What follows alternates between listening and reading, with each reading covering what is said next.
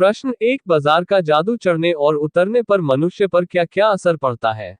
उत्तर, जब बाजार का जादू चढ़ता है तो व्यक्ति व्यर्थ वस्तुओं की खरीदारी करता है।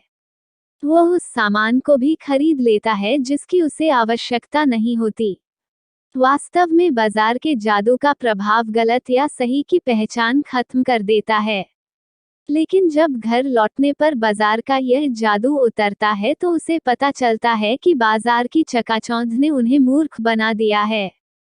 जो आरामदायक अनावश्यक वस्तुएं जो उसने खरीदी है वे सभी वस्तुएं उसे आराम की अपेक्षा डैख पहुंचाती है। उसके स्वाभिमान का ठेस लगती है और वह स्वयं को अपराधी समझने लगता है। प्रश्न 2, बाजार में भगत जी के व्यक्तित्व का कौन सा सशक्त पहलू उभर कर आता है? क्या आपकी नजर में उनको आचरण समाज में शांति स्थापित करने में मददगार हो सकता है? उत्तर, भगत जी चूरन बेचते हैं। चौक बाजार से काला नमक तथा जीरा खरीदने वह वहां जाते हैं। वह अपनी आंखें खुली रखते हैं परंतु सुंदर चीजों को देखकर भौचक्के नहीं होते। वह तुष्ट, मग्न और खुली आंख बाजार जाते हैं। बड़े बड़े फैंसी स्टोरों पर भी वह नहीं रुकते। एक छोटी पंसारी की दुकान पर रुककर जीरा और काला नमक खरीदते हैं।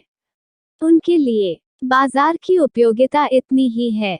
अब चांदनी चौक का सारा आकर्षण उनके लिए अर्थहीन हो जाता है। भगत जी के व्यक्तित्व का यह सशक्त पहलू समाज में शांति स्थापित करने में सहायक हो सकता है। यदि लोग इसी प्रकार अनावश्यक वस्तुओं को खरीदकर संग्रह न करें तो समाज में स्पर्धा नहीं बढ़ेगी। वस्तुओं का बनावटी अभाव नहीं होगा, चोर बाजारी रुकेगी, शोषण और ठगी नहीं होगी, महंगाई पर नियंत्रण होगा। परिणाम स्वरूप समाज में शांति बनी रहेगी। प्रश्न 4, बाजारूपन से क्या तात्पर्य है? किस प्रकार के व्यक्ति बाजार को सार्थकता प्रदान करते हैं अथवा बाजार की सार्थकता किसमें है? उत्तर, बाजारूपन से तात्पर्य ऊपरी चमक दमक और कपट में भाव से है। जब सामान बेचने वाले बेकार की चीजों को आकर्षक बनाकर बेचने लगते हैं तब बाजार में बाजारूपन आ जाता है। मनुष्य की आवश्यकताओं की पूर्ति करने में ही बाजार की सार्थकता है। जब व्यक्ति अपनी जरूरत के बारे में अच्छी तरह से जानता है और ग्राहक केवल अपनी आवश्यकताओं की चीजें ही खरीदता है।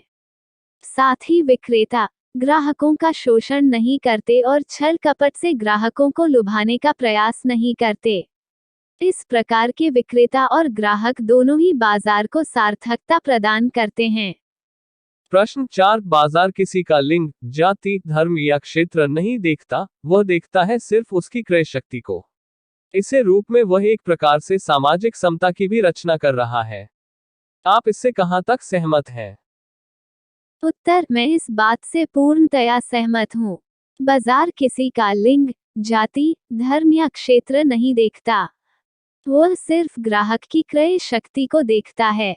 उसे इस बात से कोई मतलब नहीं कि खरीदार औरत है या मर्द, वो हिंदू है या मुसलमान, उसकी जाति क्या है या वह किस क्षेत्र विशेष से है। बाजार में उसी को महत्व मिलता है जो अधिक खरीद सकता है। जो व्यक्ति जितना अधिक सामान खरीदता है वो व्यक्ति बाजार के लिए उतना अधिक जरूरी है। यहाँ हर व्यक्ति ग्राहक होता है।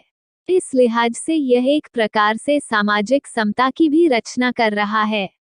आज जीवन के हर क्षेत्र, नौकरी, राजनीति, धर्म, आवास आदि में भेदभाव है। ऐसे में बाजार हरेक को समान मानता है। यहाँ किसी से कोई भेदभाव नहीं किया जाता। प्रश्न 5, आप अपने समाज से कुछ ऐसे प्रसंगों का उल्लेख करें कब जब पैसा शक्ति के परिचायक के रूप में प्रतीत हुआ। उत्तर, पैसे को शक्ति माना जाता है। उसके बल पर संसार में कुछ भी प्राप्त किया जा सकता है। मंदिरों में अधिक दान देने वालों को प्राथमिकता दी जाती है। अधिक पैसा चढ़ाने वालों को वीआईपी दर्शनों की सुविधा है। उनको प्राथमिकता से तथा मृत्यु के निकट ले जाकर दर्शन कराए जाते हैं। रिश्वत लेने में पकड़े जाने वाले रिश्वत देकर ही छूट जाते हैं। पैसों के बल पर ही बड़े बड़े अपराधी भी छूट जाते हैं। पैसों के बल पर ही आतंकवाद की राह दिखाई जाती है। प्रश्न 5, आप अपने समाज से कुछ ऐसे प्रसंगों का उल्लेख करें कर जब पैसे की शक्ति काम नहीं आई। उत्तर, मेरे एक मित्र को कोरोना नामक महामारी हो गई थी। उसके पिता बहुत अमीर व्यक्ति थे। उन्होंने अपने बेटे को बहुत अच्छे हॉस्पिटलों व बड़े नामी डॉक्टरों को दिखाया। वो अपने बेटे को अच्छा करने के लिए सब कुछ लुटा देने को तैयार थे, लेकिन बीमारी वो उसे बचा नहीं पाए। तब पहली बार एहसास हुआ कि पैसा ही सब कुछ नहीं होता है। प्रश्न 6, बाजार दर्शन पाठ में बाजार जाने या न जाने के संदर्भ में मन की कई स्थितियों का जिक्र आया है। आप इन स्थितियों से जुड़े अपने अनुभवों का वर्णन कीजिए। जब मन खाली हो। उत्तर, जब मनुष्य का मन खाली होता है तो बाजार से अनावश्यक अधिक वस्तुओं की खरीदारी की जाती है। तब बाजा का जादू सिर चक्का बोलता है। एक बार मैं मेले में घूमने गया। वहाँ चमक दमक आकर्षक वस्तुएं मुझे न्योता देती प्रतीत हो रही थीं। रंग बिरंगी लाइटों से प्रभावित होकर मैं एक महंगी ड्रेस खरीद लाया। लाने के बाद घर आकर पता चला कि यह आधी कीमत में फुटपाथ पर मिलती है और इसका कपड़ा भी बहुत घटिया किस्म का है। कब मन खाली न हो। उत्तर, एक बार मुझे बाजार से एक लाल रंग की साड़ी खरीदनी थी तो मैं सीधे साड़ी की दुकान पर पहुंची। उस दुकान में अन्य कई तरह के वस्त्र एवं दूसरे प्रकार और रंग की साड़ियां मुझे आकर्षित कर रही थी, परंतु मेरा विचार पक्का होने के कारण मैं सीधे साड़ी वाले काउंटर पर पहुंची और अपनी मनपसंद साड़ी खरीदकर बाहर आ गई। मन बंद हो।